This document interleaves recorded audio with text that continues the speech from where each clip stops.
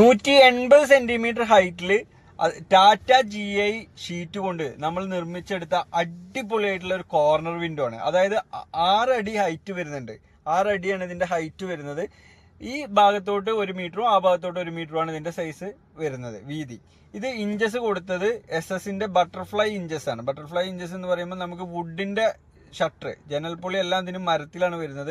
അതുകൊണ്ട് ഇഞ്ചസ് മാത്രമാണ് നമ്മൾ കൊടുത്തിട്ടുള്ളത്. ഇനി ഇതിൽ കസ്റ്റമറിന് വുഡിലോ അല്ലെങ്കിൽ അലുമിനിയത്തിലൊക്കെ ഉള്ള ഷട്ടേഴ്സ് വെക്കാവുന്നതാണ്.